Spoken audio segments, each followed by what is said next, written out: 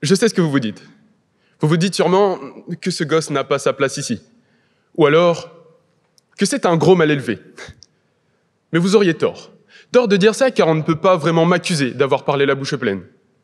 Car j'ai grommelé. Et grommeler, ce n'est pas parler. Donc, on ne peut pas vraiment me reprocher d'être mal élevé ou irrespectueux. Et c'est tout là la faille de cette expression. Mais voyez-vous, tout comme cette expression, la démocratie a des failles qui faillent mettre en bouille nos familles, car la démocratie est une faille qui s'agrandit de jour en jour, ou s'effondre. Liberté, égalité et fraternité. Mais promis, parti et sur un chi-fou-mi, je ne songerai pas à détruire la démocratie. La démocratie est-elle un idéal ou une réalité ? Mais qu'est-ce qu'un idéal ? Un idéal, c'est une pensée, une idée de ce que l'on pense être quelque chose de parfait ou pas, tandis que la réalité, elle, c'est quelque chose comme on la connaît, de concret, dans notre monde. Dans la vraie vie, pas les pensées. Pourtant, l'idéal et la réalité se touchent, mais ne se confondent pas, car sans penser, la réalité ne saurait exister.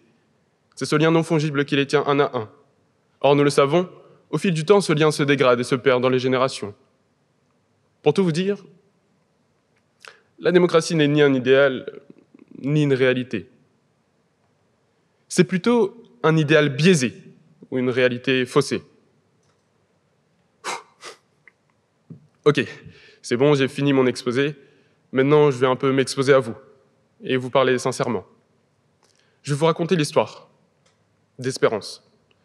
Espérance est un garçon, petit, gentil et courageux qui vit en Éthiopie et qui décide un jour de faire plaisir à sa famille en pleine sécheresse. Alors il parcourt plus de 5 km à pied pour remplir un simple bac d'eau pour lui et sa famille.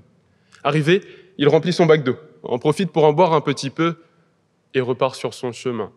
Sur son chemin, après avoir survécu à la sécheresse aride du désert et avoir effleuré plusieurs fois la mort d'entre les mains de l'homme à la faucille, Espérance revint enfin, espérant voir sa famille heureuse de son exploit et s'exclamant « Maman, maman, regarde, j'ai ramené un bac d'eau !»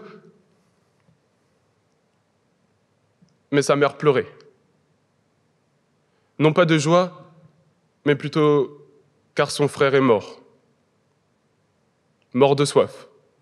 Aujourd'hui, 20 millions de personnes sont menacées de faim et de soif en raison de la sécheresse. Qu'avons-nous fait pour les aider ? Avons-nous agi ? Sommes-nous ignorants ? Non, non et non. Enfin bref, certains d'entre vous, des créoles, vont me dire « Gars coiffé là, attends, il y a un petit problème. Ou de sujet, c'est la démocratie, chef. »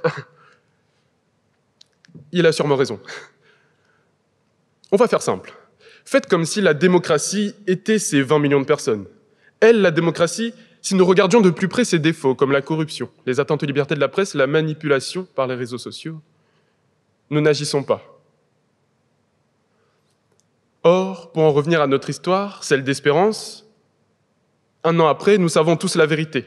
La famine en Afrique. 1 an après, Espérance est lui aussi mort. Et 50 000 de ses confrères. Et 9 millions dans le monde entier. 1 an après, nous n'agissons toujours pas. Et chaque année passe et repasse, trépasse et s'entasse. Non, nous ne sommes pas ignorants. Juste dans le déni. Nous ne prêtons pas la main au pays d'à côté, ni aux voisins de l'autre. Enchanté, la démocratie. Un Eldorado où il fait bon vivre, où certains sont affalés dans leur canapé, buvant leur petit thé, tandis que d'autres cherchent désespérément une goutte d'eau. La démocratie nous laisse parler, mais dans le vide complet, comme si vous dialoguiez avec des sourds. Je ne vois aucun pouvoir en nous, dans aucune de nos mains, quand des millions de gens sont sans pain, certains sans rien, car nous n'agissons pas, car le gouvernement n'agit pas, de peur de toucher l'intouchable, la descente aux enfers. L'humanité ? De mon point de vue, je vois la démocratie comme une rose, belle, intrigante, fascinante, mais aussi dangereuse, et où si vous vous rapprochez de plus en plus, vous découvrirez ses épines, épines qui sont ses défauts, et qui si vous vous rapprochez encore un peu trop, vous encerclent le cou, vous arrachent la peau, jusqu'à couper vos cordes vocales et en perdre la liberté d'expression. Une rose avec des qualités et défauts, où il suffirait de couper certaines épines qui piquent un peu trop.